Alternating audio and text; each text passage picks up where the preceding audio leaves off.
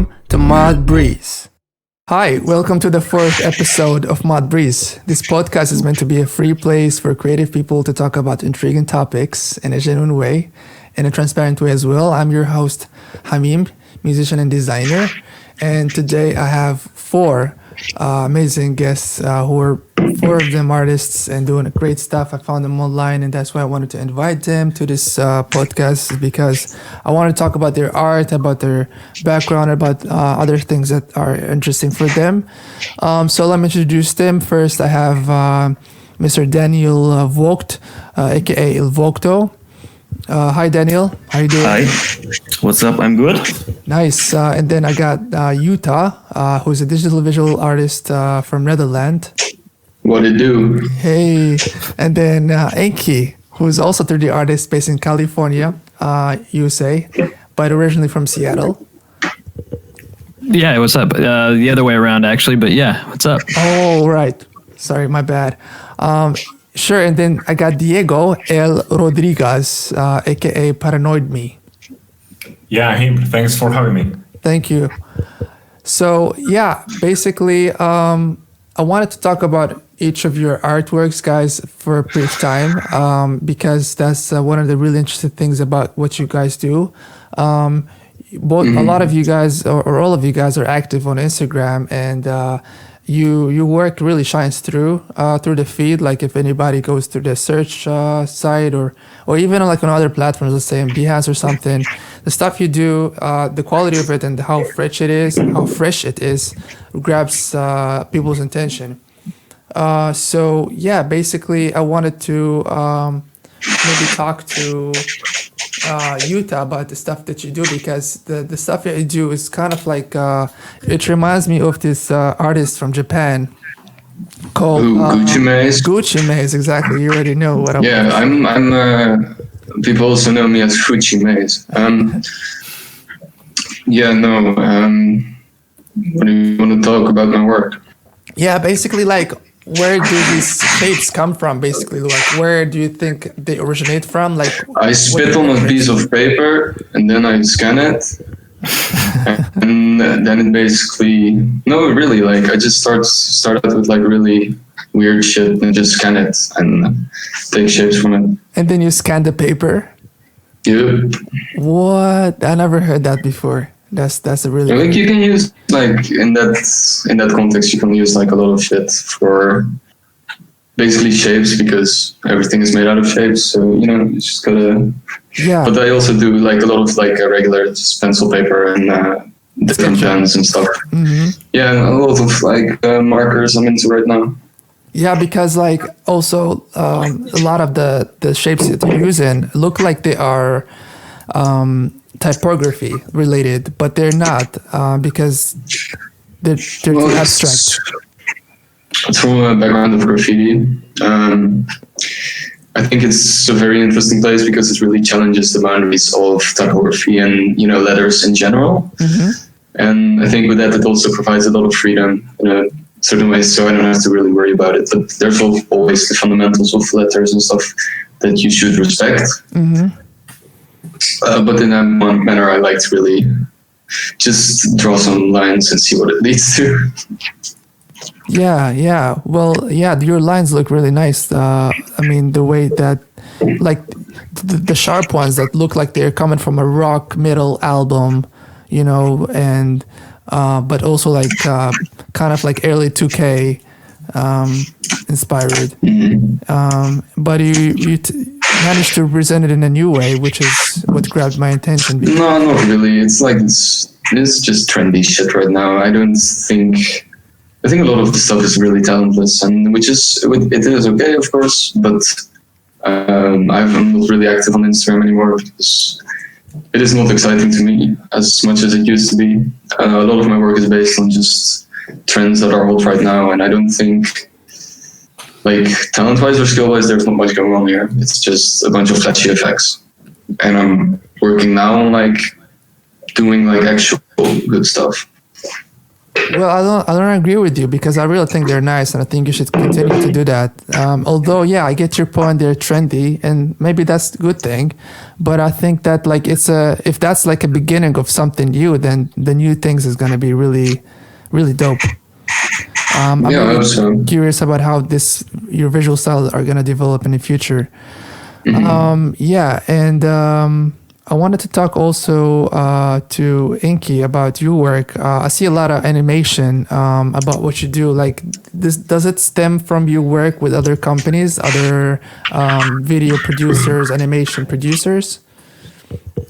I wouldn't say it stems from that because it's kind of just how I literally started. I went to school for animation. I'm not an animator by any means, but I went to school for character design and entertainment design. So it was mostly in for concept art is essentially what I was doing, and it kind of just stemmed out from there as soon as I started doing a lot more 3D and just kind of kept going down that road. Well, unlike Yuta's work, which is in a different style, your work, when I look at it, I can really sense a story in what you do. Like when I look at character standing in such an environment, like a sci-fi theme or something similar like that, I feel like there's character tells a story through the one frame, and that's really nice. So, when did you start learning how to create these characters? I mean, I was drawing like just with pencil and paper and stuff like that since I was in like high school, but I wouldn't say I got serious about character until college when I started doing concept design, character design, stuff like that, and what makes a character interesting is obviously the story behind them. Like you can have a great design and everything, but it's never fully a character until you give them that rich backstory or some kind of environment for the viewer to look at and say, okay, well, you can let the viewer make up their own mind or whatever, see what they think and what story they create in their mind. But yeah, you kind of want to base it around story.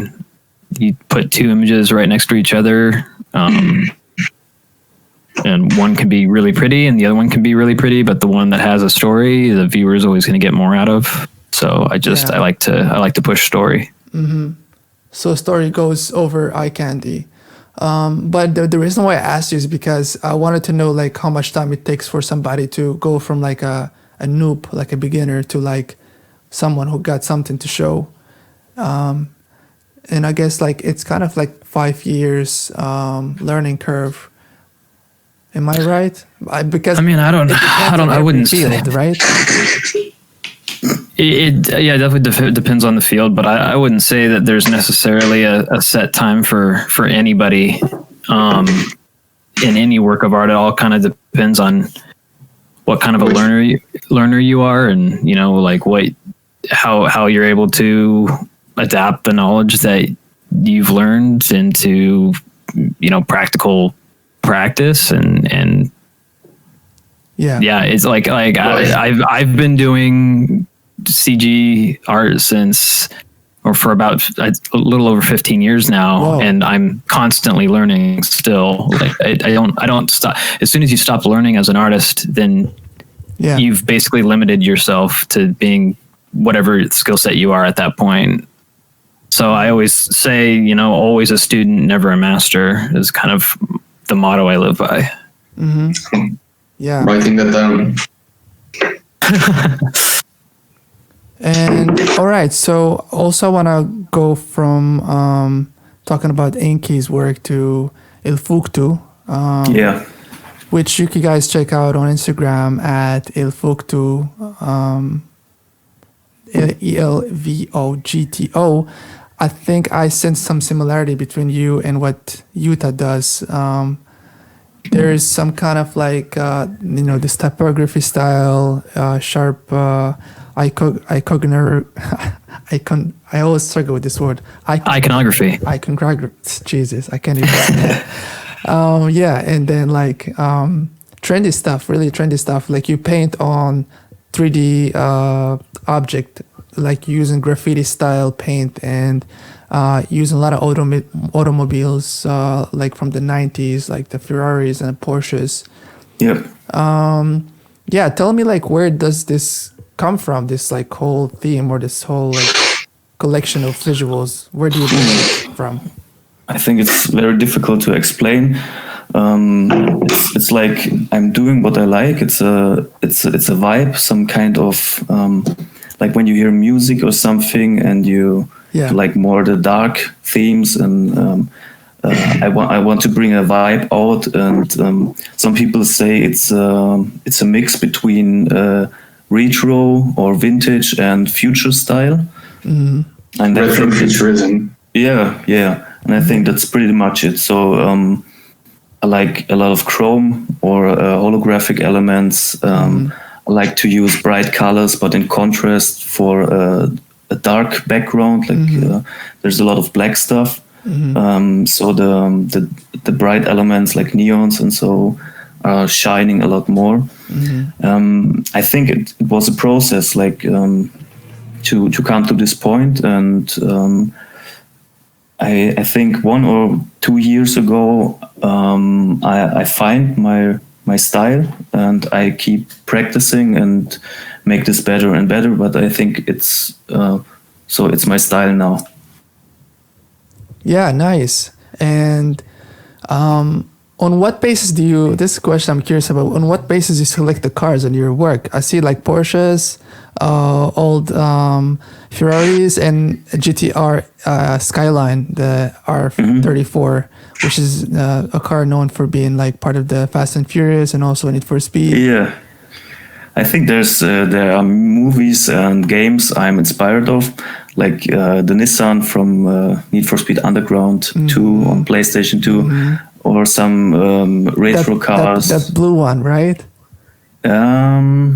It's the one in the water, you mean? And on the Underground 2 was like the blue one at the very beginning, like on the tutorials when like they show you how you drive it and so on. Like that's yes. Yellow stripe on the side. Also on Too Fast, Too Furious.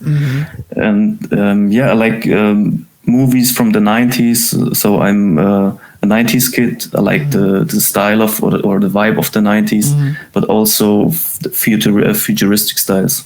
And I think that's it. So I like characteristic cars, and also you should take a car from Cars, dude. The Pixar movie. Would look sick. You should take a car from the Pixar movie, Cars. Would look fucking sick. I don't know, man. I'm not into Disney and Pixar so much. I think it's not my That's a shame. That's a shame. I'm sorry, man. But what is it about the kind of like warning icons and warning signs? Like you have the explosion warning and like a lot of the... He's trying to say you need to back off, dude. Yeah, basically, that's what he's trying to say. I guess. So your question? Our question is like, why do you choose to present those icons like of like nuclear activities and danger? I think I was inspired by the hood I'm living, or I was growing up. It's in the industrial area, and when we were kids, we were playing there a lot, and there are a lot of warning signs and industrial areas, and I think that's giving me a lot of inspiration. And I like that kind of like dark romantic mixed with graffiti in the dark, but also some chrome elements and something. Yeah, I think that's why I'm using this, and I like this aesthetic of these bright colors of some warning signs and straight icons. Yeah. Awesome, pretty nice. I recommend everybody to see it, check it out. And also, I want to move on to Diego Rodriguez art. I want to talk a little bit about it. You can find him on Instagram as Paranoid Me Art. Paranoid as the word, and plus the word me art, like PARANOIDMEART. Diego, What's up, man? I mean, how you doing? I'm doing great. I just want to like ask you a few things, like because I'm looking at your art and it changed. I see this like transition from like details and 3D into like more flat and colorful. And I want to ask you about where this come from. Is it like a project you're really into diving into lately, or it's something that you want to like move on entirely for the future? Like, how do you see it? I always been a fan of very colorful kind of graphics because I guess like the other guest artists say like Utah or Inky or Vogt, you sometimes you took things for your childhood or whatever you like when you're a kid and all the things around you, and that influenced you a lot. And in my in my experience, it was more like cartoons and anime kind of series and video games as well when they started, to be in every home. But I always like a very kind of powerful visual impact. I think that is what at the first sight, when you see a page or whatever, it calls your attention. Certain colors, certain graphics, certain aesthetics, and I think it's always important to have those, that versatility as well. So even though if I'm doing something more 3D, minimal, or whatever, what I try to do is a visual impact. I think is when you want to make a living of this, you need to call the attention of any potential client out there, Yep. and that's what I try to do. All right, great, awesome. But I honestly like your old work more because I don't feel like color is really something that attract us more than like the details within the story or within the actual like frame that you're designing.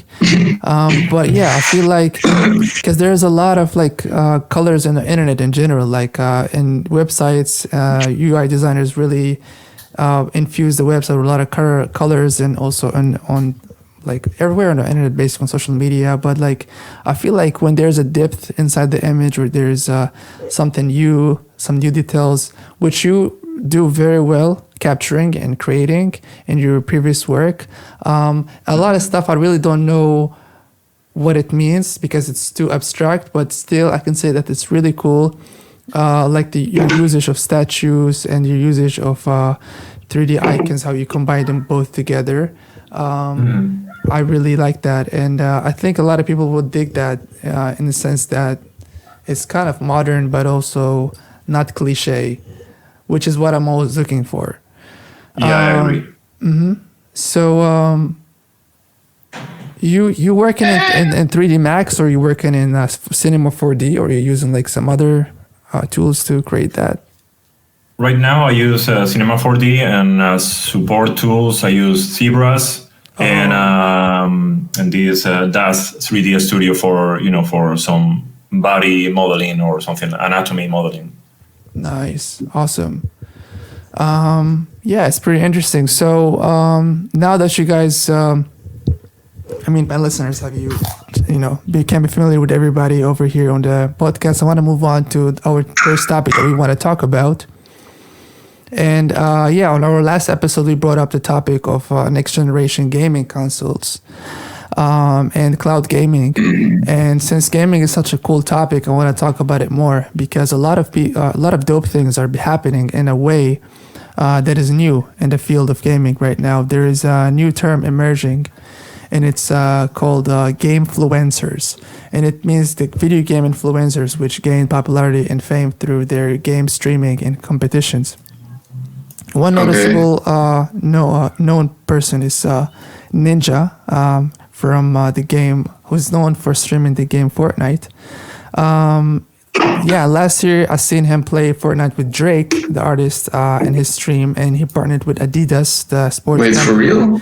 Yeah, they played together on one stream, and with Drizzy, and then he partnered with Adidas on that same year to advertise their campaign, and then basically just game influencers continue to do well in such epidemic times right now because they do what they do online because their couch or from their desk, it's fun. It's fun and it's like possible to do it, even that it doesn't require traveling or doesn't require going to work, which is good for this virus. Yeah, but you have to play video games all day.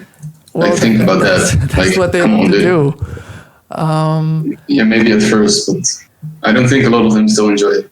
Yeah, but what I wanted to say is just it's their job. So big brands are recognizing that. For example, Louis Vuitton, LV, the brand is offering 2 character skins in the game League of Legends, the very famous game in China, which was designed by one of their art directors, Nicolas Guisquer, along with a small clothing collection in real life, which you can actually buy from their store. So mind you that on the same year, back in 2016, they promoted the clothing line using Final Fantasy character in an ad video, along with some runway show influencers. So it seems like the brand is targeting the Asian market through video games. And from the other hand, game influencers are partnering with noticeable brands to reach wider audience. So what do you guys think of that? It doesn't interest me. Oh. But yeah, I just thought that it's like this new wave of video game influence. I mean, influencers are always going to be there in some kind of form because of advertising has like shifted to personal brands, and the gamers are just another part of it. And it's a very profitable market, so it's kind of, it makes sense, you know, financially it checks out. Mm-hmm. Well, I guess What the I relation. personally think, I'm sorry. Yep, go ahead. No, what I think is that these brands like Louis Vuitton or any other brand, that luxury brand that want to go into a more younger, generation of people that buy their stuff, they need to adapt their lines to the stuff that is trendy for these young people. Yep. So they go into video games, but that is not their market. But how nowadays is evolving all the economy and all the markets and all the stuff, they need to be everywhere. And Yes, I agree. And that's why they take these game broadcaster or YouTubers or game influencers, like you said, to incorporate them in their brand, because it attracts the fan base of these young kids, and that makes more potential for the brand in the future, because these kids are going to grow up and they know the brand that was there when they were playing games, right? Mm-hmm. At least it's my point of view. Yep, I guess the relationship between fashion and video games is moving beyond cosplays and Halloween. Yes, I think they also take the opportunity to dig some of the aesthetic into the brand, because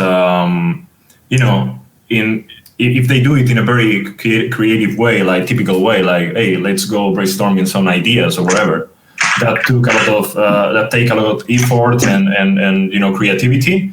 And so if they can extract a little idea that also put them in a market, with a lot of trends that are happening right now, I mean, it's win-win situation. Mm-hmm.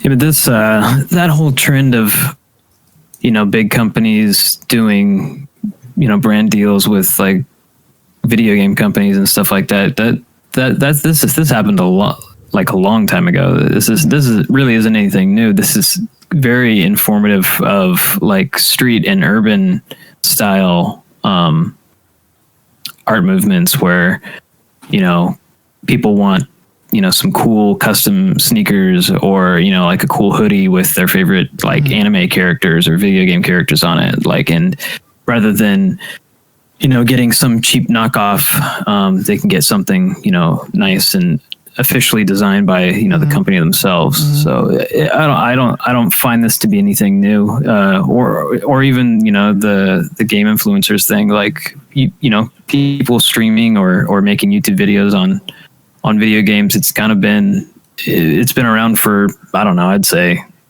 at least a decade now, almost, from the early YouTubers on to now currently streaming stuff. I think it's more of a product of the internet rather than games in a general sense. Yeah, it's been more than a decade. Like YouTube started in 2006, 2005. And ever since, there were people uploading videos of them playing video games at that time. Yeah, obviously quality has gotten better, but yeah, it's been around for a while now. No, you can make a living right now. Exactly. From streaming. That proven. attracts a lot of people that are into video games, and they are arguing that they are going to make a career into that because it's a reality right now. And then like the new kids right now who are like 10 years old, when you ask them what do you want to be, they want to be a streamer instead, or an influencer instead of being a doctor, which is really cool. And also like there's this also new breed or new type of influencers who are not even existing. They're just virtual. Like, have you guys heard about Lil Maquila? No. She is Utah. Maybe you have Utah. Yeah, what's up? Have you heard about Lil Maquila? The AI influencer or something like that. Yeah, the AI influencer. She doesn't exist, but somebody designed her and somebody rendered her, and she basically takes selfies. I guess somebody else is just taking selfies, and then they are merging Lil Maquila's face with that person to compose a new image, and that image goes on Instagram as a post with some text, and then she also appears on some music videos, pretending to be a musician. What's the name again? Yeah. It's the VTuber movement. It honestly, it started with Hatsune Miku.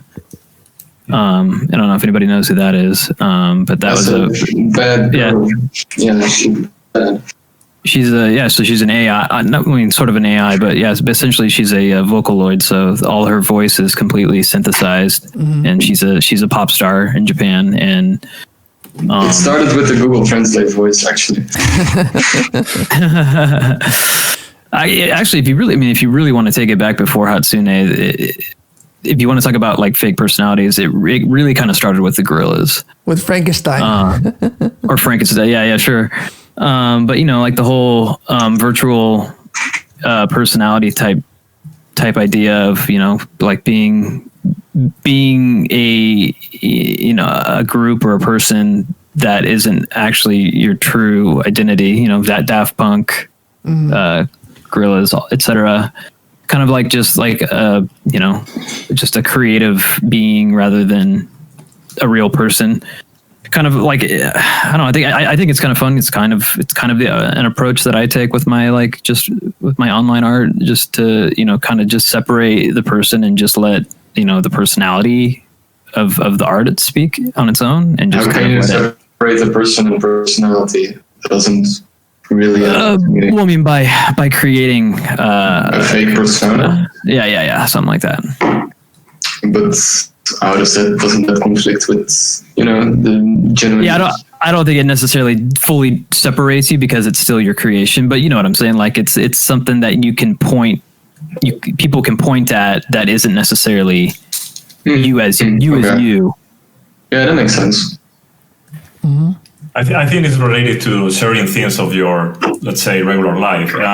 If you want to talk your work to talk more than your life, that's where this is going to take shape, because now in social media you can be known by your. I mean, in social media, in every platform, if you make things that call the attention of people, they are going to name you first for your nickname, not your real name, if you don't put your real name on your profile. So that's why many people they have parallel projects. A lot of people has right now a studio AKAs or whatever, because they want to try something new and they don't want to relate the word yet, because maybe they are preparing something or they are just experimenting and they don't want to be related with the other kind of work. This is done by a lot of musicians as well.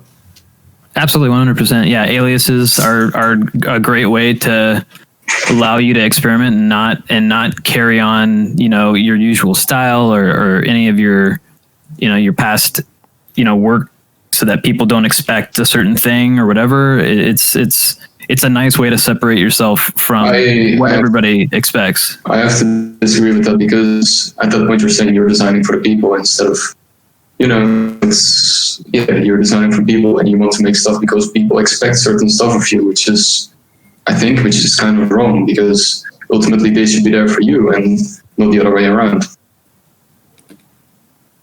Oh yeah, I totally agree that you should be designing for yourself, and that's if you want to experiment, then I don't think you should resort to an alter ego or something like that, because out of fear of judgment or something. Because I don't necessarily think that. I'm sure that some people are doing it out of fear of judgment and stuff like that, but I don't think necessarily everyone does that out of fear of judgment. Like I have a few projects going right now that I don't have my the name Inky under. That it's more of a, hey, let's breathe this into the world as something completely new and not have anyone know who's making it, and just have fun with it that way. And just let it be faceless. It's just something, it's just something it's basically just, another way of creating a project rather than, putting it under your name. Sometimes you just want it to have a fresh start rather than, and it's not out of fear. It's just, let's just have it be this. I agree with that. Yeah. Yeah, but also I feel like the case with the influencers, these virtual ones, is that they're kind of like a business project where a collection of people in the studio decided to launch this thing called Lil Maquila. I don't know if you guys remember this, but there was this movie back in the 90s it was like a famous Hollywood movie about a person who launched a virtual character into a computer, and he created it, and it started to have a name and have an appearance on the media and so on. And I don't remember who was on the movie, but there were some superstars and stuff. It was a famous movie. But then now I look at what's happening today, and that character that I seen years ago is now it's living today, and her name is Lil Maquila. And along with her, there's another one called Lil Wavy. But Lil Wavy is somebody who's he doesn't pretend to be real, but he says that he's living in a video game, because all of his aesthetics look like they're rendered from a game engine. So the textures are not high res. The textures are just mediocre. Makes you think of mid 2000 video games. And also a big brand is Balmain used the CGI models, just like Louis Vuitton did with Final Fantasy. They just rendered models to advertise their stuff. But the persona thing with the Instagram is that people just talking to her on the comments, writing to her hey, I really like you, or I like your style, or stuff like that, and I like your new single, for example. And then she's replying as a real person. With and probably it's somebody who's being hired to reply to those emails or to those comments or something like that. But yeah, and she also appears on some Instagram stories. But I don't know, I just thought to mention that in relation to what we spoke about on the last episodes, in terms of video games and the virtual world. The question is, we are real or we are a simulation? You should ask. If you can think about it, you are real. How do you know your thoughts were not programmed? Bro, let me get my DMT real quick. Be right back. We should ask Elon Musk. Anybody has the Elon Musk number? Yeah, I got him on speed dial. Give me 1 sec. Why didn't you get him on the podcast? Yeah, I need to. And if somebody could tag him in a post, I would just have them. I feel like I'm the new Joe Rogan. Have you guys watched the Joe Rogan episode with Elon when he was smoking? Yes. Wait, which one? Joe Rogan, I think. The one is Elon Musk is smoking a joint, and they are talking about everything, how to solve the world, and consciousness and singularity. And yes, there is a lot of things that it's a let's say it's a personal opinion podcast. I really encourage people to do those kind of a space where they offer other people's voices, even if you are famous or not, to just share your thoughts. I mean, I think that's always positive. Yeah, definitely 100% agree.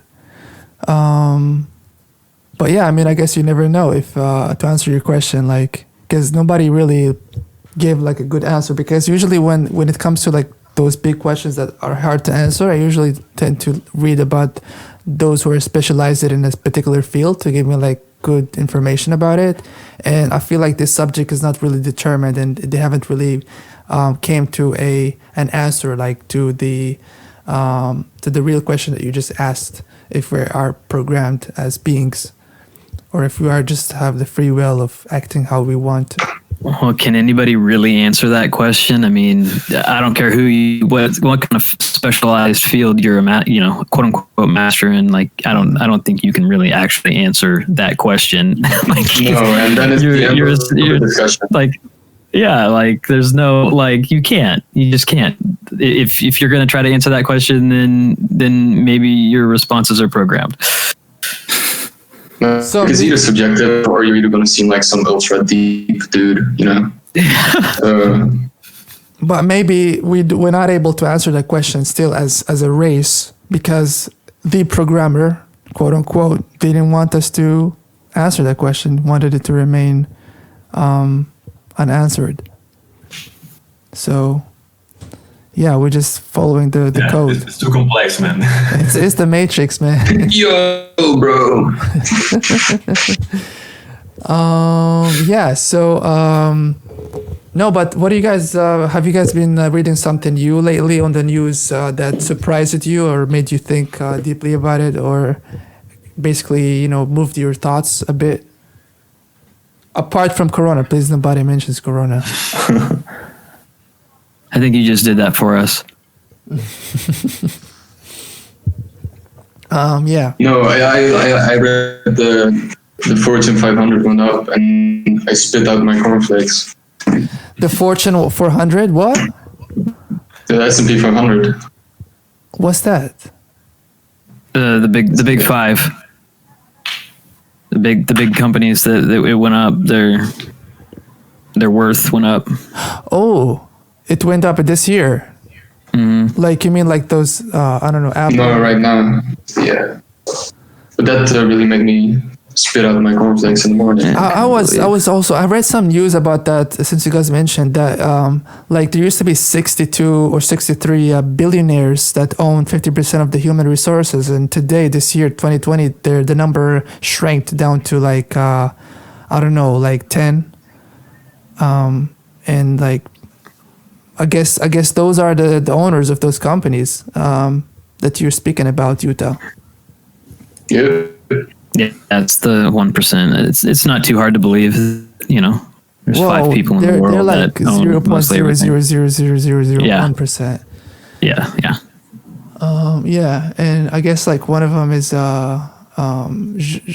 Bezos from Amazon, and then Warren Buffett. Yeah, but it's crazy how it's happening with capitalism. Did you hear about this Japanese billionaire that is going to be the first moon visitor with a SpaceX? We spoke about it last episode, yeah. The Japanese one that is taking an experiment there with a lot of artists and musicians. Yeah, he's gonna make art through his journey. It's kind of crazy. He's gonna paint inside the rocket launching to the moon. He's gonna be the human, like the first human on the moon after the one or the group that been on the 1969 on the NASA mission. I hope that it happens. I mean, I'll be really like anticipating that event to happen. But yeah, he must be super rich to do that, to do such thing. Like, I don't know. I mean, I don't even. He probably sells mock-ups on Gumroad. Well, but yeah, I'm just happy that somebody, has thought about, doing some sort of art on their mission to the moon rather than, just being scientific about it. I think that's pretty cool. Yeah, it's humane. It's extending our culture beyond our planet. I hope that they leave something there. I don't think they are allowed to land in the moon. I don't think so. I guess they are going to be orbiting the moon, but I don't think they are going to land. Because that's a very hard territory to go, because you don't know actually, and even if this sounds hard to believe, but who owns the moon? Nobody. Jesus. Yeah, exactly. But because you have countries there going with the space stations, and the boundaries that this topic goes is, if there is no one is owner to the moon, why are you not allowed to land in the moon actually? If you it's gonna be like the people with the most money just gonna gonna establish some hierarchy over there, and then it's how it's gonna be, I think. Yeah, I don't know who's telling them that they're not allowed to land on the moon. I don't think really anybody has the right to say that, so I don't understand. Yeah, that's not human at all, right? Like putting their name on something that even you don't know what it's made of. That's kind of crazy. It appeared in the universe, supposedly, right? It's a satellite of our planet, and we are already trying to marketizing it. Like, it's like put it in the market, like, to go visit it. And that's kind of crazy, I think. If we were so open to thrive, I think that we will encourage people to make whatever they think to go there and explore it. But you need to go through many filters, and I think because there is a reason that they want to control that. Yeah, man. I already have my 2 acres right at the edge of Lake Serenity, so I don't know why everybody's so behind me. We need to catch up, guys. I'm gonna make a ranch on the moon. Have anybody played Portal 2? Oh yeah. No. Oh no, it was like this last mission when you just launched this enemy through the moon. This is like this robot that was chasing you all this game. Yeah, but how about we move to the sphere, or to the area of music? Let's talk about music, guys. Have you heard the new Arca album? It's called Non-Binary. I think the name is Kick, right? ARCA. Is that how you pronounce it? Arca. Oh, yeah. No, but the name of the album is Kick. It's Kick. Right? Yeah. It's amazing. I really like it. You did? Oh, it's nice that you did listen to that. Well, I think one of my favorite musicians, I think, from the last years. I'm very, tuned with what she's doing, and she's trying to, to explore, and it's amazing. It's an amazing album, I think. You said she? Yeah, she's Arca made a transition from to a boy to a girl, or to a man to a woman, and that's, or to a trans human, let's say, and that's why the first name of the album is Non-Binary, I think. Mm-hmm. I think she doesn't like to be called in a gender, but I know for a fact that she likes to be named as her. So. Oh, okay. Because I don't know what to use: she, he, or her, or his. It's tricky. I don't know, but also a similar artist is Sophie. I love Sophie. She, or he, or she is a good artist. And I think they collaborated on this project, the last album, and the sound is pretty, interesting. If anybody didn't listen to that, I recommend you to do that. And by the way, we are not sponsored to recommend you anything as for now. So we just tell you to check out stuff basically because they're interesting and cool. We think you're gonna like it. Yeah, I'm usually looking for fresh sounding and experimental music.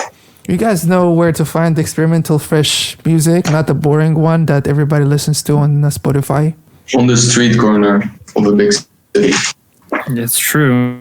Looking on the streets is definitely a good way to find some new stuff.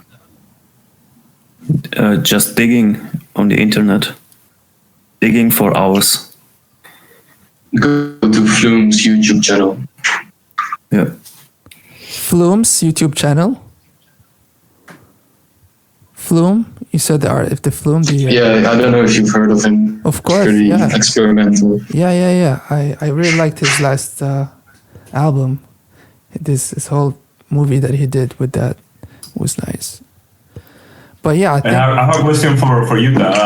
What kind of music they do in your street corner, man? He's from the They Netherlands. play it's from the Netherlands. I'm curious about the music that they do in the street corner. I mean, No, it's usually just a bunch of homeless guys, but I really appreciate it. I'm not gonna lie. They didn't really care. They just play their music and they just do some random stuff, and I kind of like it. So I don't know. It has something genuine to me. If you go to underground, you have more of the because in the Netherlands, Belgium, the rave scene is pretty big. You have a lot of jump up, drum and bass, all that kind of stuff, techno stuff, and usually at some parties you can find some really people that are very unknown but just make some music. Yeah, I totally agree. I think that this kind of I knew for sure is a metaphor. We're finding more interesting music that is you can find it maybe in the internet so easily. I think that's where all the trends later start to flourish, right? I mean, first is underground, and they try to explode it because it's fucking amazing. And that's why music is changing all the time, I guess, because you saw what happens to dubstep. It turned out to be. I was watching an NBA game, and in a timeout they start playing dubstep, and that's where trends. Where underground music started to go up until they explode it as much as possible. Yeah, I really like. And if you. No, go ahead. Yeah, I was gonna say echo what he said, that I agree with that. It's really nice when you see something that has been underground for a while and you've been noticing that for a while, and then seeing it grow to become something that more people are aware of. Because at first, really few people knew about it and really few people enjoyed it and appreciated that, and then now, few years later, more years later. It becomes something that more people are enjoying it, and it's pretty nice. But don't you think it kills the genre, the origins? Because Yes. you listen to the first dubstep music and it doesn't match with anything we've seen in the last 5-6 years. But you can say to your friends, I listened to this before, it was cool. So that's inherently the problem that I found myself running into, at an early age when I kind of got into the underground, scene of whatever the genre is. There's every genre has an underground, and inherently when you keep searching for more and more new stuff in that underground scene, you're just digging a hole directly down to trying to find it. And the underground scene's going to evolve over time anyway. It's something in that genre is going to turn into the meta. It's going to become popular at some point in time. It has to, because whatever's underground will eventually emerge. And so the way I found myself finding actually fresh new stuff is, instead of digging directly down in that scene, was expanding my tastes and starting to look at other genres. And and I'm not even talking about, I'm not going to look at drum and bass anymore. I'm going to try to look at progressive house. I'm saying look out toward jazz. Look at all the crazy different cultural type of music. Just go go really start expanding, your tastes, and you start to find a lot of really cool different things, and you're not focused on just trying to find what's underground anymore. You end up finding all kinds of crazy stuff. And then there's cultural crossovers and genre crossovers where you start finding like, it's kind of how like lo-fi happened, right? It's like regular hip hop DJs finding awesome, really old vintage, jazz tracks or stuff like that. It's just you get these beautiful creative minds just doing the exact same thing that you were doing, except they're creating in it rather than just looking to listen. Hmm. No, definitely. But then also, yeah, I think that that is true. But also, like when you staying in your zone, when you're listening to the stuff that you really want to listen to, there's always emerging artists. There's always somebody jumping you to that genre or to that pool of your interest that brings something new to them, or somebody that used to, make that type of music and now they're making this type of music. And since they've been making that, looking at their background, they bring a new taste and new kind of sound into whatever new thing that they're making. But speaking about like the sources of music, I definitely find online is like the ultimate way, since the amount of music found on the net is larger than any other source you can find in physical world. No matter what kind of like, I don't know, place that has even like I don't know what kind of like storage place with millions of CDs, like the internet's still gonna win in that comparison, because the infinite amount of music is insane. Not only what is out there on the internet right now, but also what is being uploaded daily, like how many hours of audio is being added on different platforms. But I feel like when you go to SoundCloud, you're just looking for like something to listen to, or you follow your popular artist, or check out what are the top 50s in your country. But then on YouTube, you want to look at the video, like on any artist, want to see like what they're doing with their art, what they're doing with their image, or with their story. But when you go to SoundCloud, I feel like that's the place, or that's the website, or the source of the new experimental stuff. Like there are a lot of accounts of people that are just really unknown, but they're doing really interesting stuff. I'm not saying that they sound good, but they do sound interesting though, because what they're doing is not familiar. Therefore, they win your interest and they win your attention. And a lot of those artists who are really young cannot publish their work, or they cannot get a record deal with a label, so they cannot get on those platforms. Like Spotify, for example, or Apple Music. So they're uploading their stuff for free, but that's the easiest and fastest way for them. So they rent their project from Ableton or FL, and then they upload it straight to SoundCloud, and then it's over there for you to listen to. And then they retweet their friend who lives like across the street from there, making also music, and that's how you hear about them. So it's really like the best place to discover music. As for me, I don't know about you guys, but for me, it's like Daniel said, like dig very deep into the internet. I mean, that's a very good way and simple way to say find music by digging so much and go to strange places. Yes, and then you discover something that is totally unheard. Have you guys been involved in making art for music projects?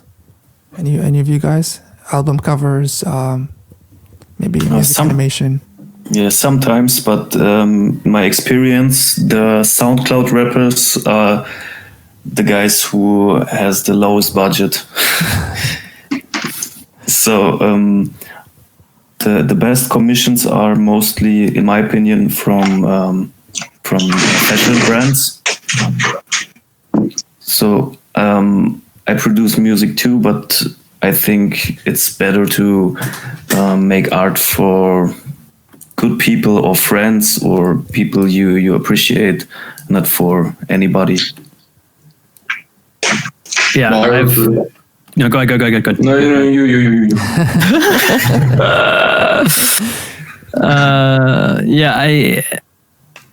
A long time ago, I'd say probably like 5-6 years ago, I had a lot of people approach me through Instagram or my website asking me to do album covers. And like the first few, I went ahead and did it, and I've noticed a lot of people who, you know, are purely musicians or whatever. They have no. First of all, they usually have no budget, and second, they have idea of the process that it goes into creating a visual, and you have to kind of really. Yeah, you have to kind of like really be flexible and try to like educate them along the way. No, the worst thing is when they start like art directing the project themselves. Oh yeah, I mean, you gotta love it. I've gotten to the point to where I've basically just let them speak and try to glean some sort of gem out of their input. And then, that's or I'll just. Usually, I just like, okay, this is what you asked for. Okay. I mean, I've been told way too many times that I'm way too nice. But what I was getting at was I've now to the point to where I have a day job, but like I still do side work and, you know, commissions and whatnot. Sorry. No, I've been thinking about getting a day job. What do you do in the day? Oh, we can get to that later. Okay. But I won't take commissions for like album covers or music videos or anything like that, unless I actually feel passionate about what they're bringing to me. Like if I like the music, if I like the sound of the project, or if like the story behind it or whatever. Like I won't do it unless I actually like it. And I'll just make up an excuse. I'm just like, yeah, sorry, I'm busy. You know, too much work right now. Can't do it. But in reality, it's like, I don't like it. I'm sorry. I'm not going to do it. I'm not going to tell them that though. I'm not going to squash their creativity.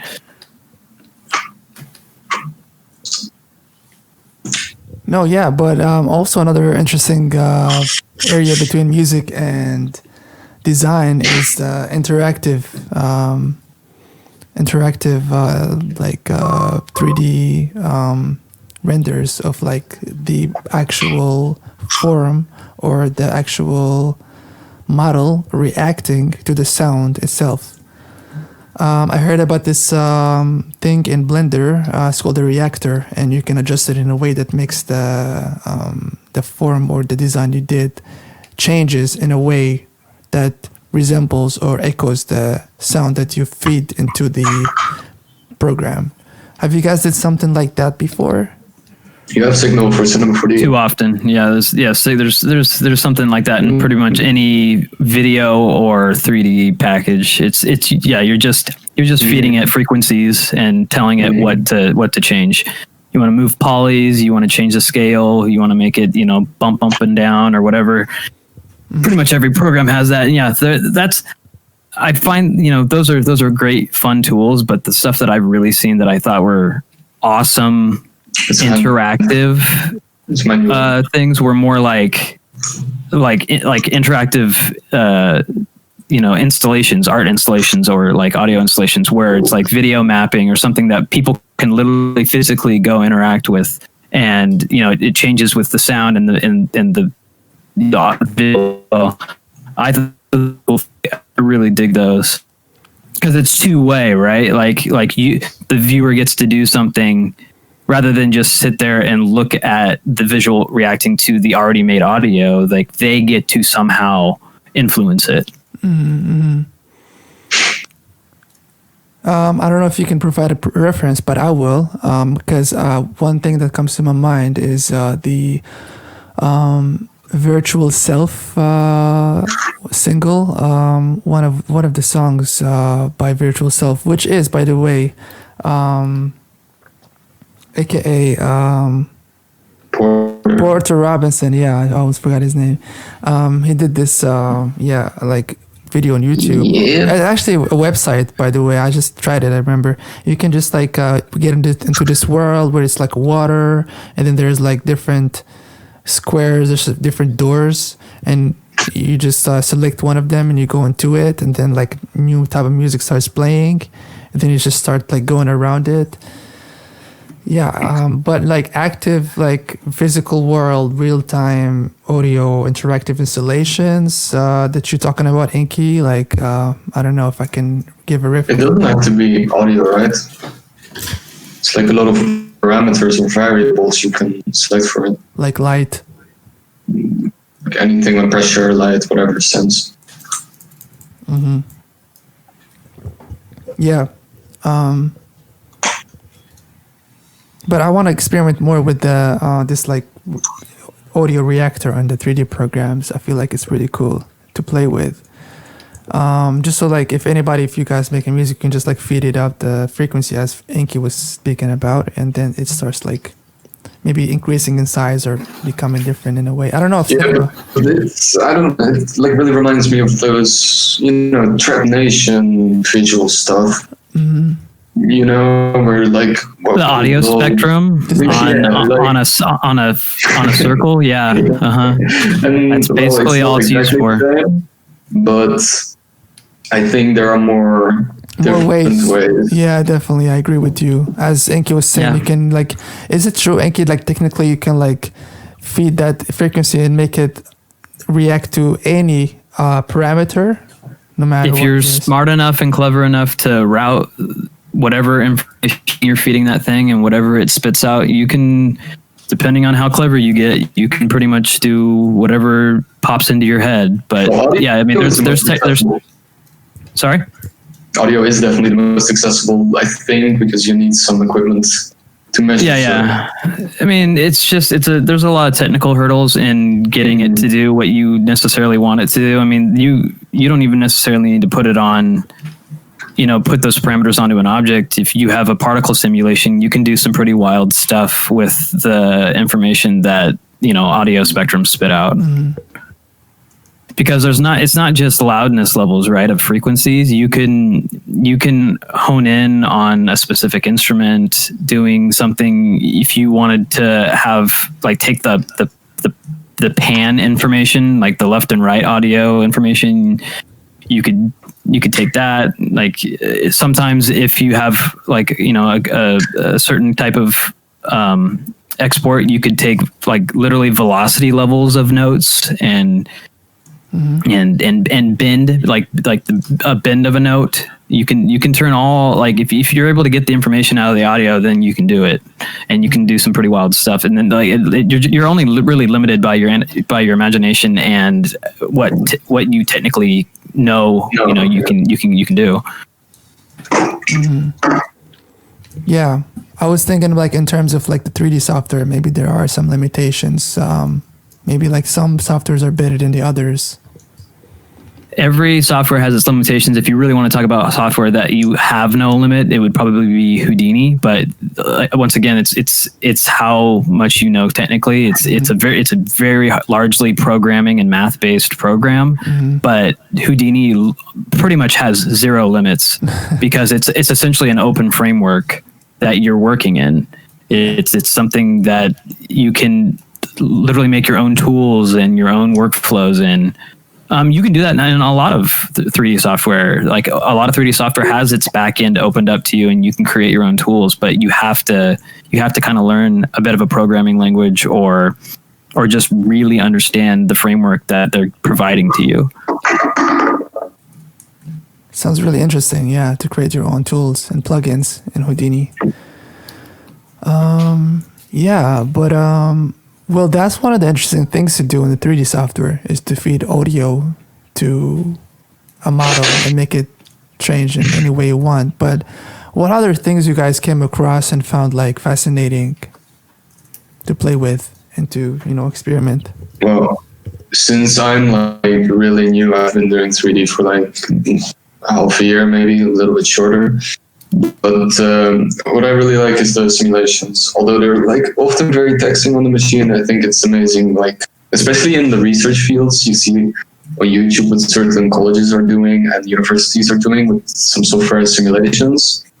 I think it's amazing how close we can get. Yeah, but what kind of simulations in particular are you talking about, Utah? I've seen some new water sims that like are really optimized and really accurate, and just are able to like pump out a very complex order simulation with like a gazillion particles within like a couple of minutes, which is something I've never experienced. So, and then I still have a lot to be amazed by because I'm so new to this, you know. I also was on YouTube one time, and I seen like a video which was like basically a automatic war between two armies, and both of them are virtual in a virtual world. Armies were like, one of them was the Lightstabbers army from the Star Wars versus dinosaurs. And the dinosaurs were really few, but the ones who were like from the Star Wars movie, the ones with the lightsaber sword kind of thing, were like a lot, and they were attacking the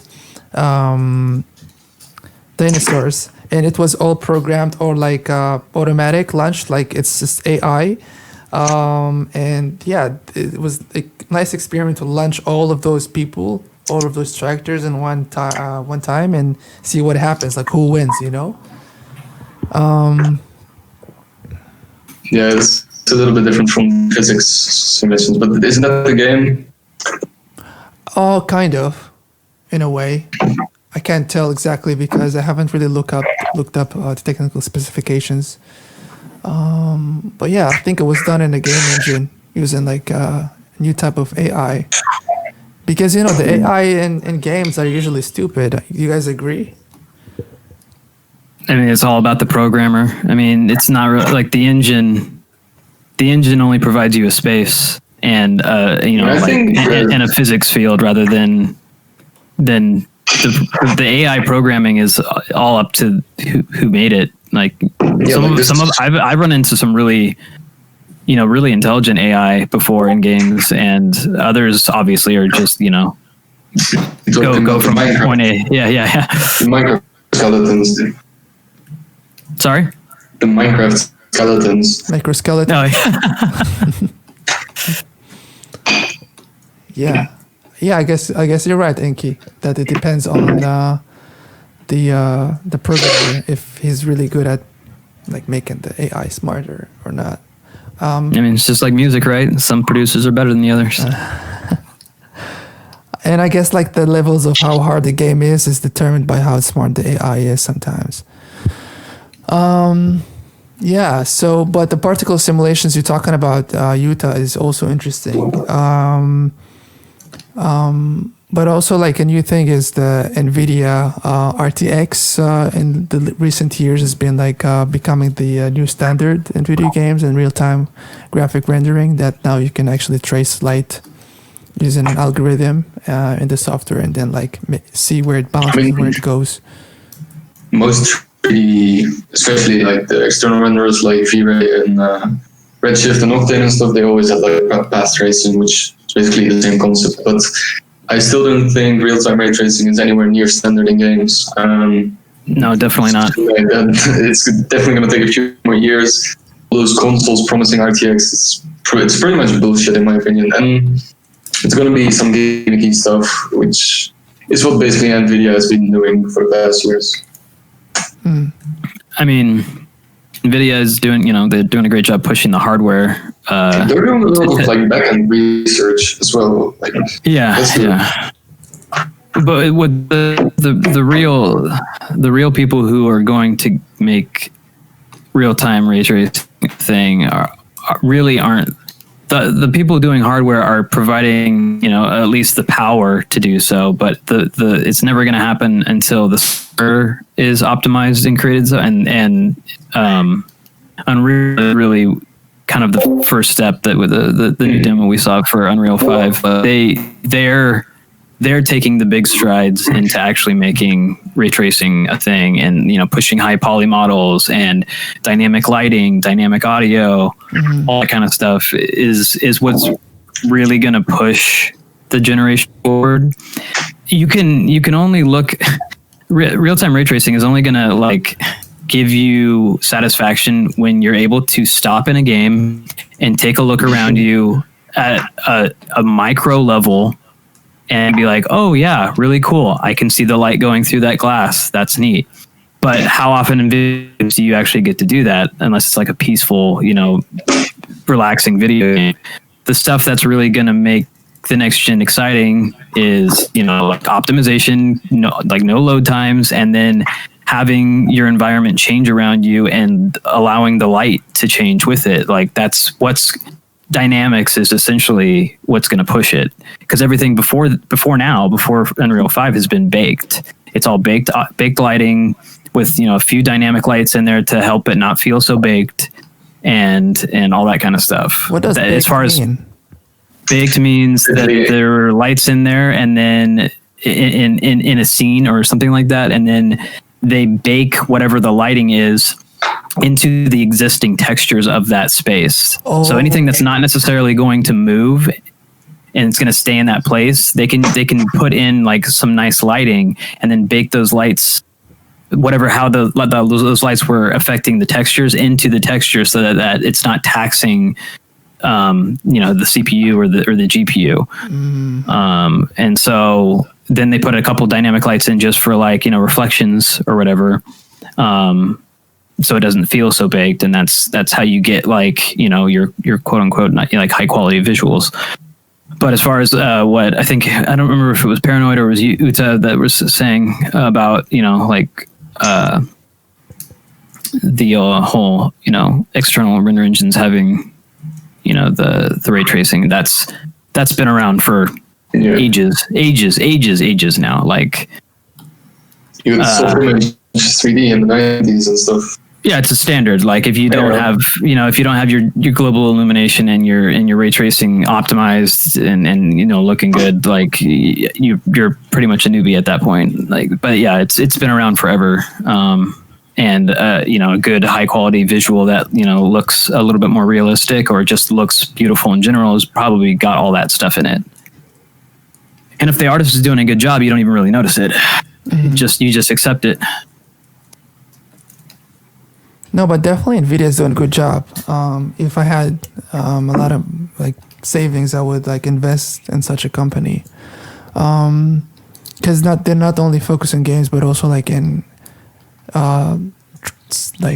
driveless cars, and how the AI is being used to drive cars, and other things like cloud gaming and graphics servers and so many different things. And it's pretty nice what NVIDIA is doing. I'm always checking their forum and their website, looking for news about what's new they're doing. And I guess the RTX light tracing will be it's improving, but still I don't think that is near where a render actually looks like, because it takes hours to render one frame, where in real-time games better not take hours. It better not take hours. If you're doing your job correctly, it better not take hours. No, seriously? Even if the animation is really complex? Some animations or some one-frame renders are really heavy in details that it takes hours. Complexity and detail isn't what makes a render take long. It's generally that it's not, the lighting has not been optimized and the materials haven't been optimized, which makes it take a long time. Or the sheer size of the render. If it's a 4K or 8K render, it's going to take longer. Mm-hmm. But if it's a standard 1080p HD render, then if you've optimized your scene correctly, it shouldn't take hours to render. Unless you got a really bad computer. Well, yeah, but I'm talking about if we're talking professionals here, we're not talking about a hobbyist or somebody that's just doing it for fun, right. And has a mediocre machine. I'm talking about people who do this for a living. Yeah. Or studios for that matter. Mm-hmm. Mm-hmm. So render farms are usually used for basically rendering long sequences of images. Yeah. You want a render farm for a sequence, yeah. Mm-hmm. But there's cloud rendering farms now too, that you can send off a batch of a sequence and let a cloud renderer do it for you and spit it back to you. Expensive. Yeah, and speaking about animation, in movies. Like, you guys notice that right now in these times where the virus is being like in its highest, let's say, in the peak, cinemas are closed, right? So therefore, there aren't as many movies coming out as it used to be before. Have you guys noticed this, or am I the only one? I mean, everything's delayed. I think Everything. you're the only one. Everything, come on, like you from games to movies to sports to the anime figures that I collect that they're not releasing the what they said they were going to release at because everything's delayed because manufacturing's delayed, all this stuff. Yeah. Tell us about your Japanese origin. Did you live in Japan before? Because No. But my dad was some horny cunt, dude. Like he went to America. He went to Boston. My parents met in Boston, I think, and there I was conceived basically, and they were both like university, and then now I have this half Japanese side of me. So that's basically it. so you cannot speak Japanese, or No, I am fluent. you never konnichiwa then. You never been in Japan, right? It actually depends on where Uta is right now. It could be konnichiwa, it could be ohayo gozaimasu, it could be konbanwa. あんた何言ってんだよ。何なんだよ。お元気ですか？うん、すごい元気です。君は？あ、元気です。Wait, can you actually talk full Japanese or what? I'm rusty, but yeah, I used to be fluent. Sick. Inky, it looks like you're into the Japanese anime. The enemies from Japan. Yep. Yeah, Japan's been a big influence on a lot of my art, like since I was younger. That's nice. But I can actually see that Diego is a bit influenced by anime as well in Japan because he's got a lot of anime influences. I see some Cowboy Bebop in there. Yeah, absolutely. I mean, when I was starting actually to study in another city because I grew up in a small city, and if you want to study something like more like university studies, you need to go out and make yourself independent or be in kind of a high school or a residence of students. And when I started to have my own independence and I started to dig into because I didn't know anything else but what the TVs were streaming, like Dragon Ball and what is the other one, Captain Tsubasa and this other one was Lotus War and kind of these animes that were internationally well known. When I started to make contact with other students and they were putting me into the anime, but they linked me. The first thing was Berserk, like in Miura, and I was thinking like, man, like this is really happening. I mean, blood and gore, in anime. I didn't know that, before. I was really naive into into Japanese animation, and then I started to dig into the internet, and I started to be like crazy, like finding all of these groups that were subtitling the animes from Japan, and I was like very surprised about the quality of the animation, the quality of the drawing and everything. So I started really to like that. And Cowboy Bebop, for example, is one of my favorite animes, if not the first. My favorite of all time for me. And the soundtrack is just mind blowing. Yep, the seatbelts are incredible. They were. I mean, besides my grandfather who got me exposed to jazz, which made me appreciate the soundtrack even more. But the seatbelts were really kind of the group that kind of propelled me really far into loving jazz. Absolutely, I think also in Japan there is a jazz culture, for example, that I don't find here in Madrid, for example. I think they are more passionate about what jazz transmit, and express to people. I think it goes with the culture. I guess we have a very traditional and folklore culture here in Spain that we have the flamenco and and all the styles, that every country has it, but maybe a jazz kind of genre is not so interesting for people here in general. I mean, it's very difficult to find. If you find in a store the jazz spot, it's very small. In a music store, you know what I mean? And you go to Japan and you have these special editions and whatever. So it's crazy. And I really can notice that in many of anime series that are really, or shows that are really having the jazz soundtrack. Yeah. And it's amazing. Yeah. Yeah, and also Il Vocto, you have some Asian references in your artwork as well. Like, apart from the Nissan, there's also this dragon rendered in gold, like that, with the word or the number. This number that you always use, like 410. Is that what does it mean? Like, area code. Not really. It's he wanted to write 420, but he typed 442. Yeah, he was missing the last 10. No, it's not a deeper sense in this number. It's just I like the looking of the numbers, and I'm just using it. And I thought to myself, the meaning is coming itself.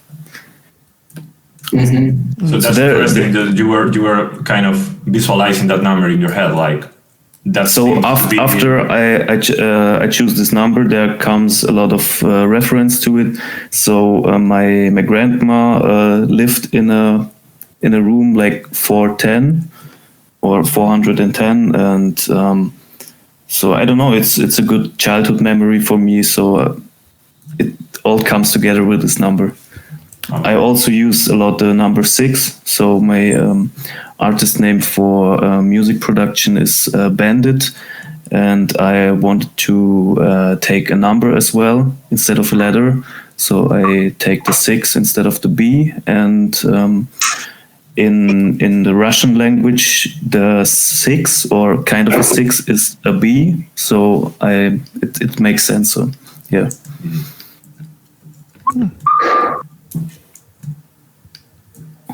Yeah, and also I'm curious.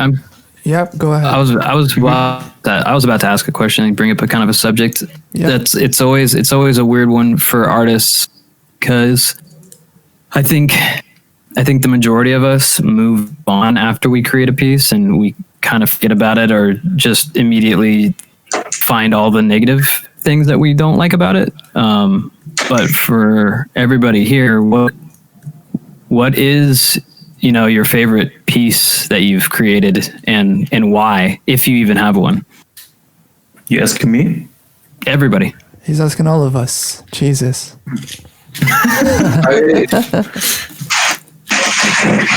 No, I have a bit I really like, but it's all unreleased, and a lot of it is okay, that's what I was about to say. I feel like our favorite piece is the one that we're currently working on.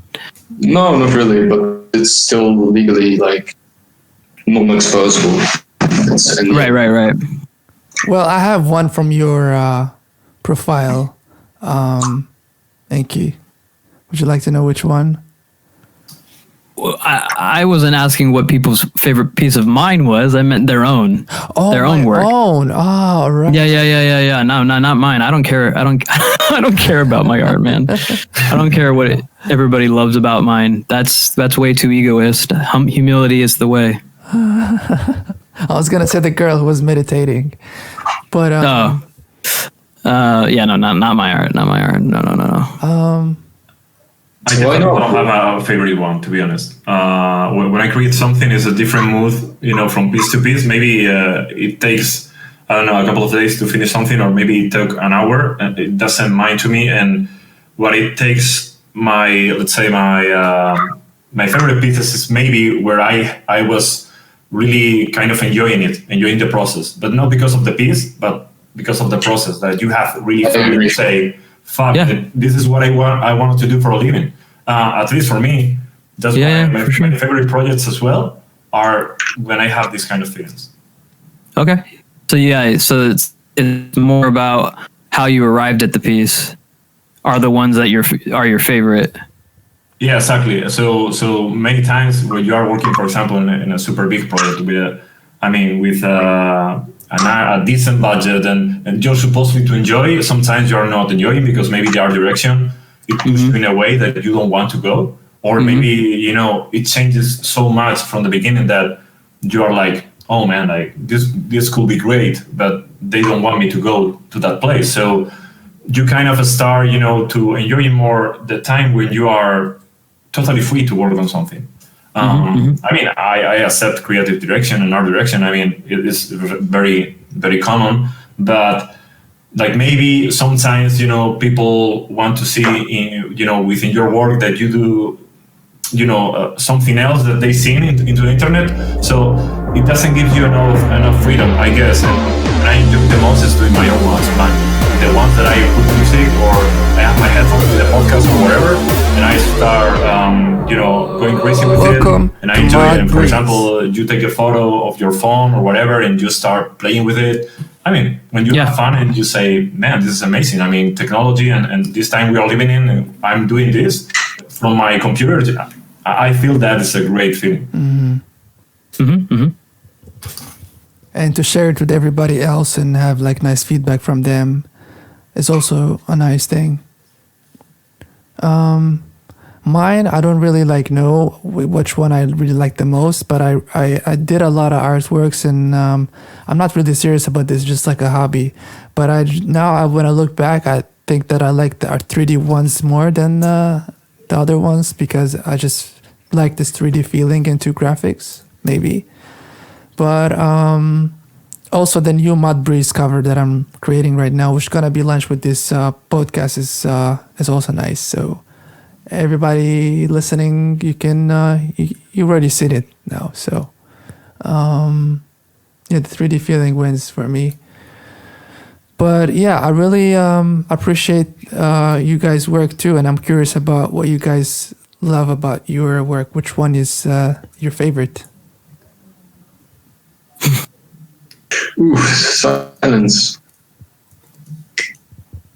What It's difficult. I think everyone here is in a state of humility where I don't think anyone here enjoys like a particular work, like where this is like, okay, this is what I was born for to make. And you see, like every piece is just a place in like a long journey, and it just represents a different part of the journey. And you can be fond of the part, you can hate the part, but I think it's not that easy to like just say, okay, this I really like it. And it's true.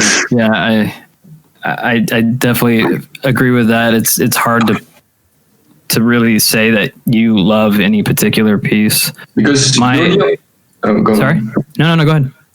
Well, you're the only person that know how you were when you made that piece, like a lot of people they just see it and they're like, okay, it looks cool. Oh, what is this nice red button? I like it. And it's more relatable to like a state of mind, like Paranoid actually said, than the pure, the surface level of design. Yeah, I mean, I totally agree with that. What generally draws me into the pieces I like that I've created more generally is how much story I put into them, right? Like I said, I put story above everything else before I start working, and so like my currently my favorite is one that's completely unfinished, and it probably will be unfinished and until it reaches its uncertain reality. It's like it's a short film that I've been writing and visually developing for a long time now. So yeah, I'm doing everything myself currently, but it's not like I won't end up like animating the entire thing myself. Just because I'm not an animator, but I have plenty of animator friends that could help me. But the real dream is to have a studio, pick it up, and maintain some sort of directorial control.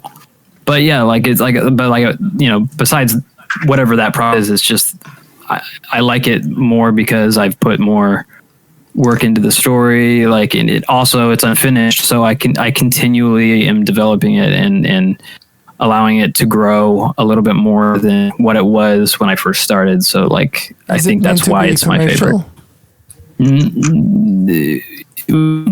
In what way? You mean like commercially? Are you planning to sell it in some way?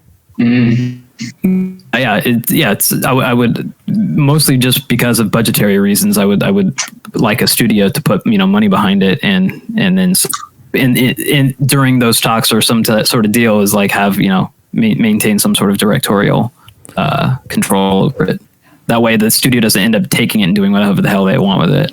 But like, if you work on an animated piece of animation or video, like animated like a scene or animated like story, then I don't know what ways you can sell that in any context. Like if it's a short movie, let's say like 10 minutes, then I'm not sure how that's being sold. I don't know. I don't have a lot of experience in this field probably, but well, it's not actually supposed to be a short film. It's supposed to be a full length feature. Oh, okay. Is what the plan is. It's short right now just because I only have a short portion of it fully written out, but. Mm-hmm. But yeah. No, so like you can. I mean, even with short films, you can shop them through film festivals, and you can make if the film does well, you can make actually a pretty good chunk of money off of a short film. Mm-hmm. Yeah, why not? I guess you can really do it, but I haven't seen a lot of animation on your profile on Instagram. That's what I'm saying. I'm not an animator. Dude, you remind me so much of like the dudes just saying, "I'm not a rapper," but But I'm not an animator. I'm not. But like, I create visual in 3D. Why not? I compose single frames, but I'm not a character animator. I don't do them like that's a lifetime pursuit.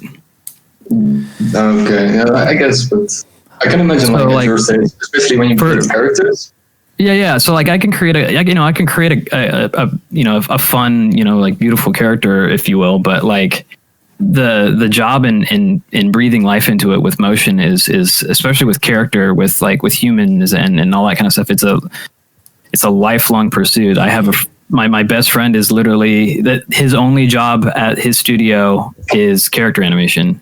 Inky, I think It's all he knows how to do. Yeah. Go ahead. So basically, like you do all these characters there, which are really beautiful, and you post the stills of them, render of one frame. But if you make this casserole or like this sliding images on each post, maybe on first one you can put on the character, on the second one you just put on the version, which is like a video of the character themselves.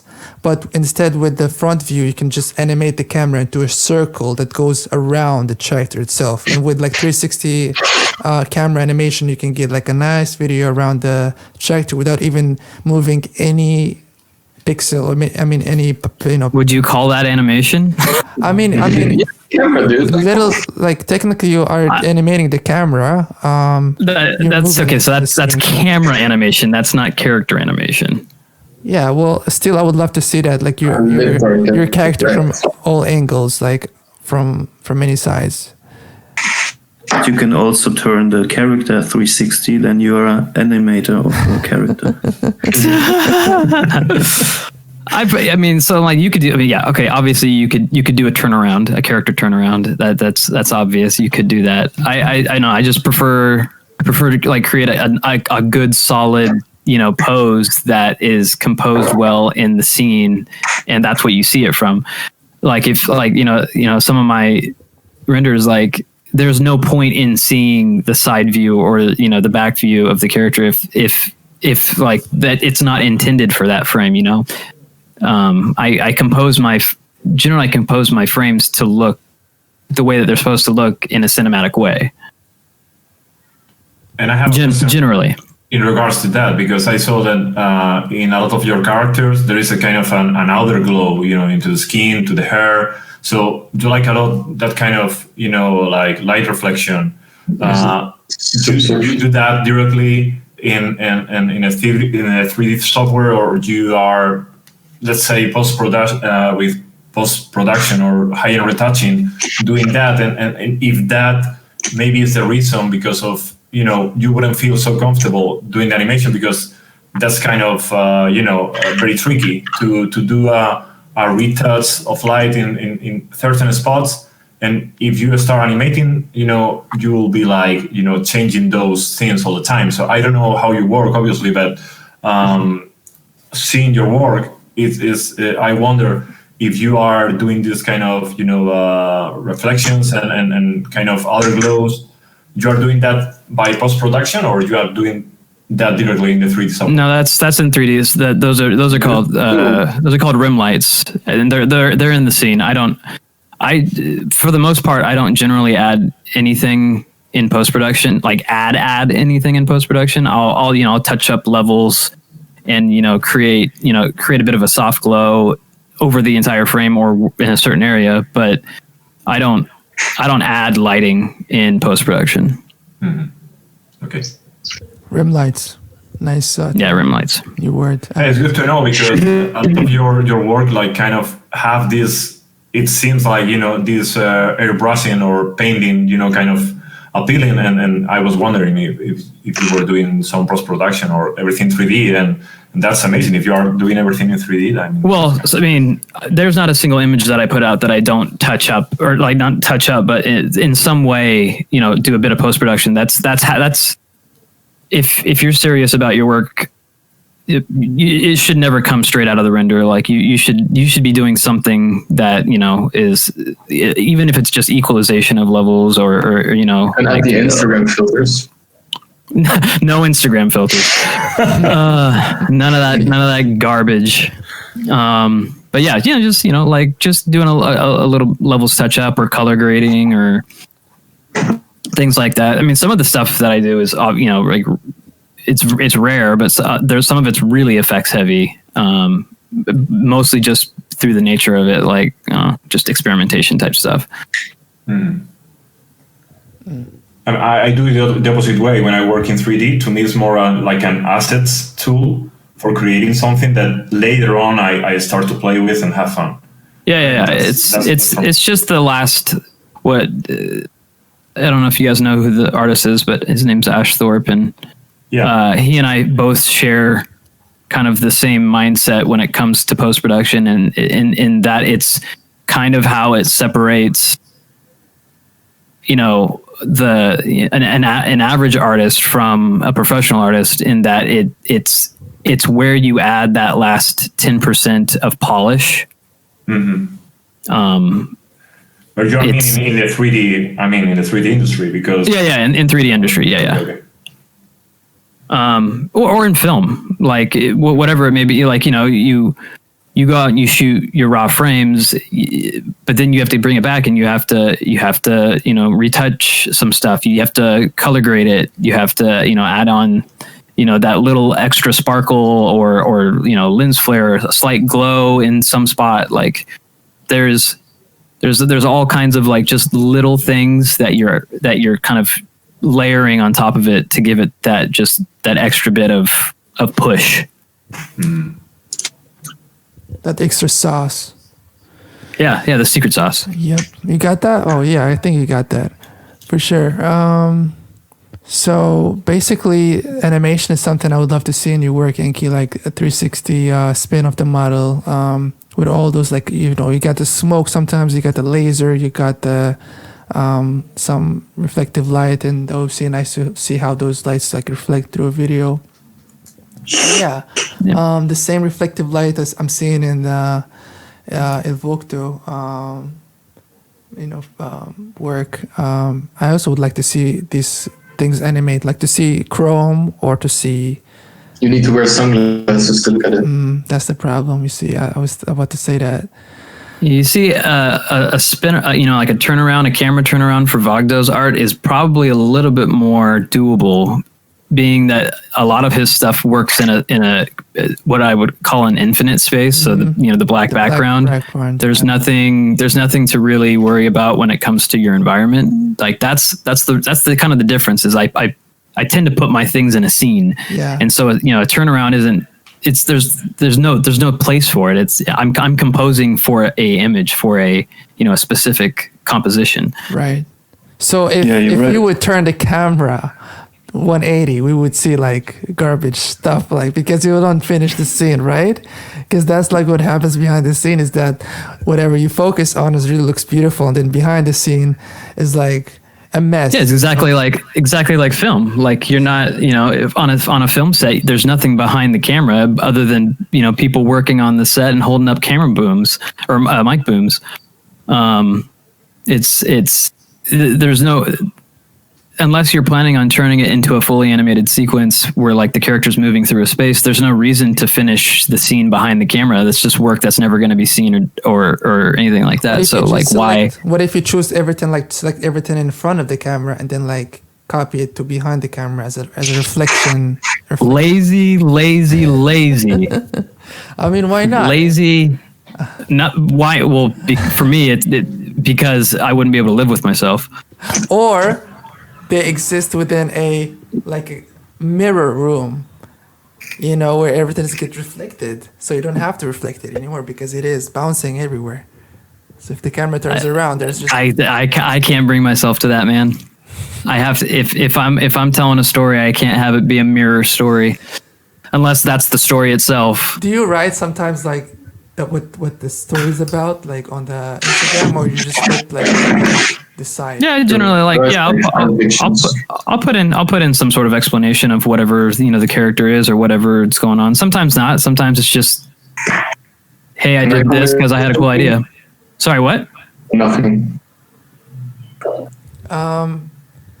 No, but like I'm talking too much. Somebody take over. If I can add something, Yep. In my case, there's like 50% of post-production because I think I'm not a good 3D artist. I take models, or sometimes I model by myself, and then I've done a lot of post-production, like adding some typography in some cases, or stickers, or some glow effects. And I think in my case it's 50-50, so it's not possible in much cases to make a turnaround because I have to add every frame single. I feel you. Yeah. Yeah, the glow looks really nice, by the way. I thought that you just rendered it within the With a physical render. Yeah. Just But it's very crappy.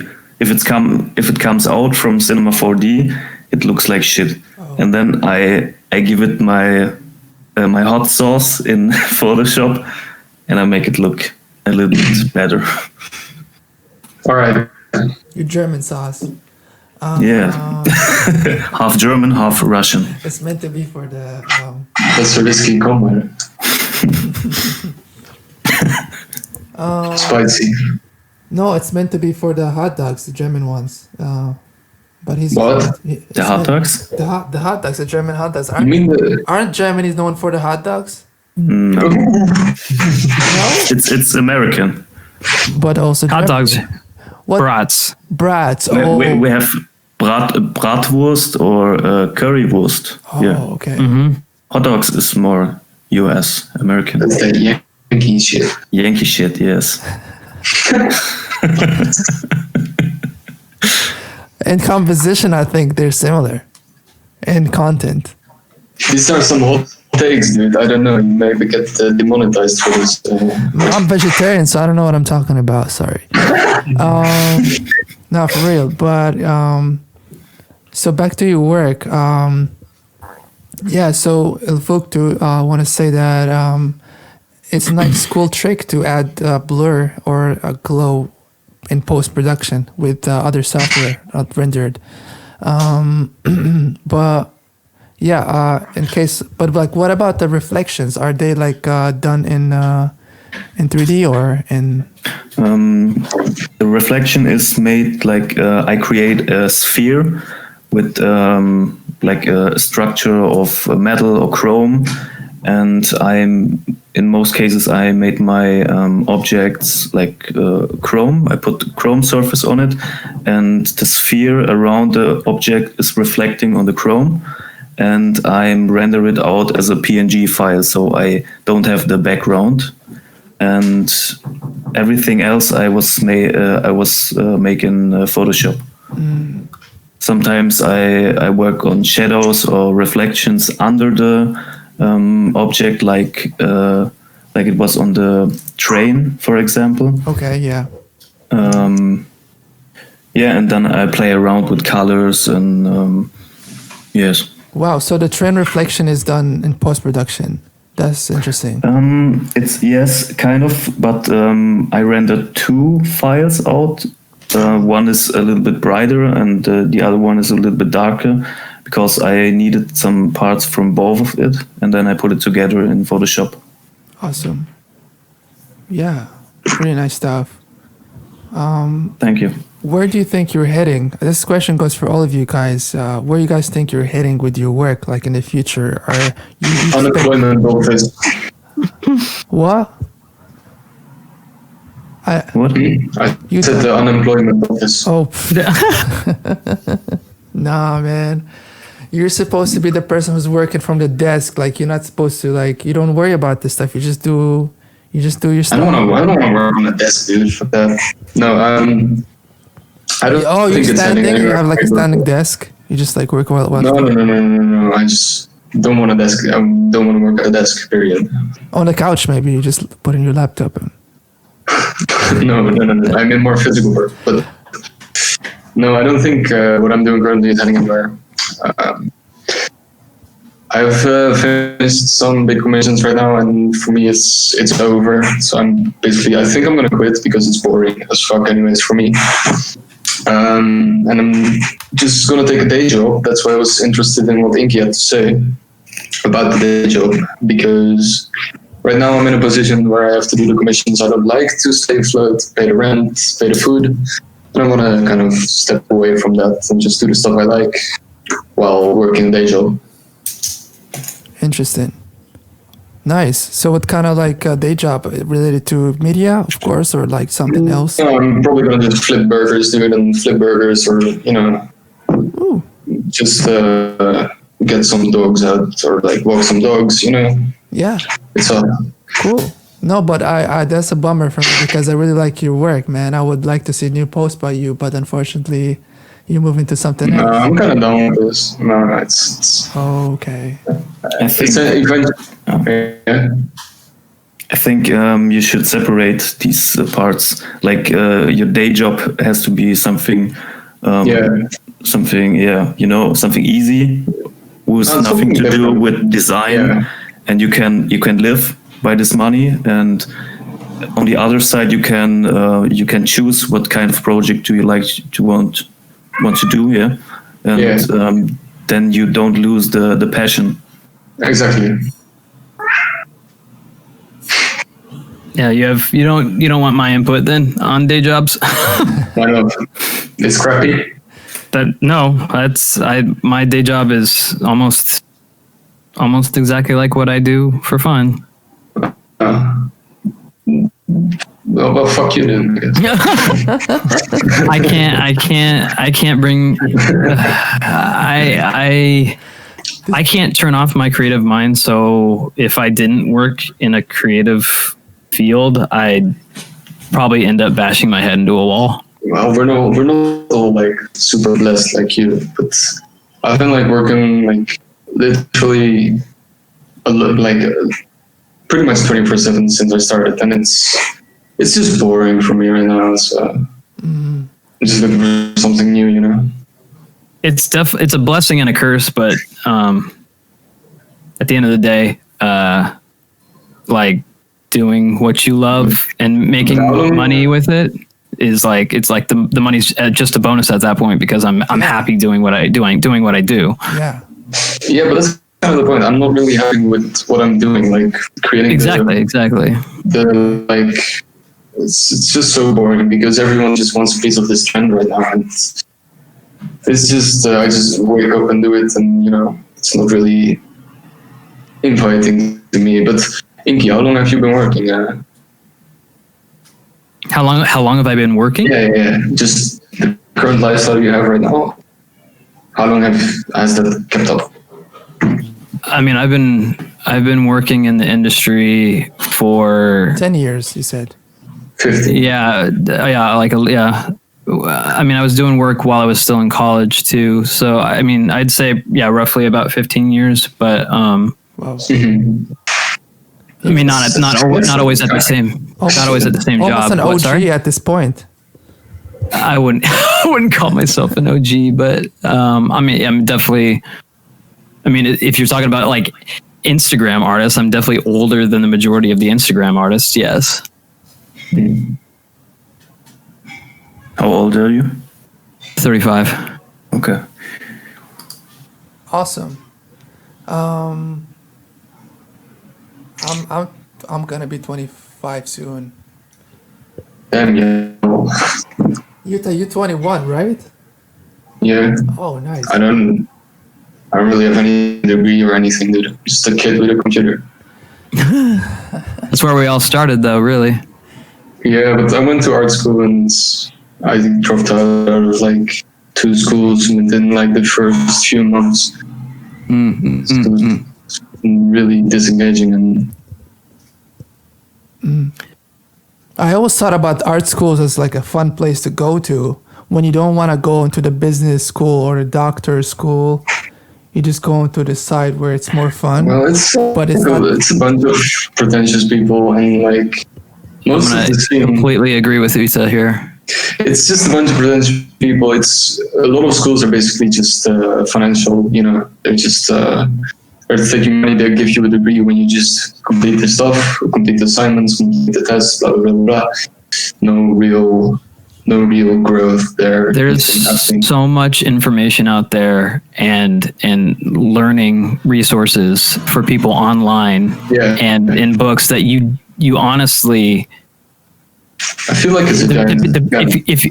if you're a driven individual and you can commit yourself to learning and actually trying to make progress and look at your work objectively instead of subjectively and tell yourself where you need to get better or listen to peers or people online that know what they're talking about. There's honestly no real reason to go to art school. The majority of the places that I have worked did not even look at my degree, did not care about my degree. They only cared about who I was as a worker, an artist, and if I could get along with the team. I'm definitely happy to hear that. Like, yeah, it's how it should be also, for sure. Art college was just a place to end up in debt, essentially. And I learned more from my peers that I met there and myself from online learning than I did from the school itself. I agree with you. Yeah, but like perhaps gaining a degree would make it will make you like go faster into becoming like a professional. Like make you accelerate your growth. I don't think so. Because you need that persistence. You need somebody to keep you on track, or you need somebody to motivate you. But when you find yourself in such a program like the one that school provides, then you're more focused on actually, going next step. Well, if you need, you're assuming. Yeah, if you need a school to like stay motivated to do this, I don't think you're meant for this. Like, you're also assuming that school has a good program that is going to motivate you. Yeah. Yeah. Just because they're a school does not mean they have a good program. Well, that's true. Definitely, everything is can be criticized in that way. I find a lot of the art schools that I visited, including the one I attended, there was a lot to be desired. At the end of like I said, at the end of the day, it's about your drive to be better and learn more and listening. Somehow, it's the age of the internet. Like you can actually, if as long as the person's open, you can get in touch with the artists that you look up to and get their input.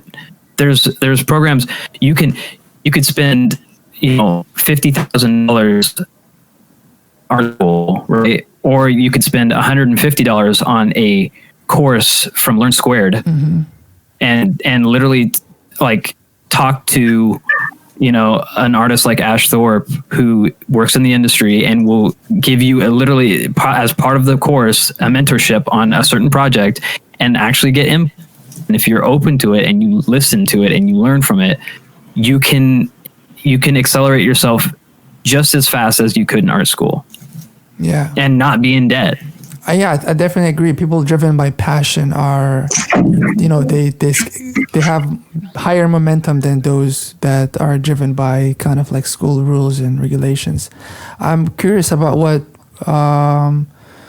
Diego thinks of this. Diego, did you go to any type of school, university to study art? No, I'm totally self-taught in design and illustration. I went to actually kind of film school because I wanted to be a music video director or something like that. It was in my mind because I love music. I wanted to do music videos for a living and whatnot. And when I was kind of ending that film production kind of school, I really thought about going, let's say, to some country and start studying art or whatever, but I finally didn't do it, and I'm glad that I didn't do it because I really agree with everything that, you know, Yuta and Inky have said about that. I think that the problem is at the base of these schools. I think that the program that they have, you know, is very old. I mean, in terms of what they think is the basics for something is not anymore the basics. You know, the basics are whatever. It's very outdated. Yeah, exactly. It's totally outdated, and I think they are not aware of the. I mean, many of people that join art schools and they are not, you know, very very aware that you can do a living, you know, through your creativity and your effort. You know, you don't need anything to push you to make great art. You need practice. You need, of course, a limitless kind of amount of hours doing something because, you know, you need to practice and practice. And like Inky said, there is a lot of ways right now to learn from more people that are involved in the industry. And you have a fast exchange of experiences, of techniques or whatever, and you can learn more in a day than maybe in 3-6 months art school. But with that said, I think that our schools are there because there is people that maybe need that push. You know, I would understand that, but to me, if, like Inky said, if you need that push, or I don't know if you or Inky say that, if you need that push, maybe you are not made for this because that was Uta, but I completely agree. Yeah, it's like in your inside, something is telling you, you know, to create things that you like, something that you enjoy doing it, and you in my mind, I wouldn't need anybody to tell me all day like create this, create that, and that is kind of a schedule in a program, and that to me is too artificial. Doesn't make sense to me. Thanks, Diego. Well, I just want to end this episode because we just hit 2 hours of our stream. Yep, and I'd like to keep it in this format. So I would love to have you guys on the next episode where we can talk more about prostitutes. Sure, you know, we can talk about that. But like, definitely, you guys are more than welcome to join Mod Breeze for the upcoming episodes. I invite my. You should do a podcast on ketamine. Yeah, no, we will see about that. Well, we can. I can invite my listeners to follow you, Yuta, at UTAROHH, and don't expect more art from him because he's quitting. Well, and I can't say the same thing about Inky because you can follow him at _Inky. On Instagram, you can see more of his 3D renders. The same thing goes for my guest Diego at Paranoid Me. And also, I want to thank Il Vogto for being part of this episode. You can follow him at Il Vogto, ELVO. Thank you for having me. Yeah, you're welcome. Thanks everybody for joining in. And yeah, I'll see my listeners in the upcoming episodes. And goodbye.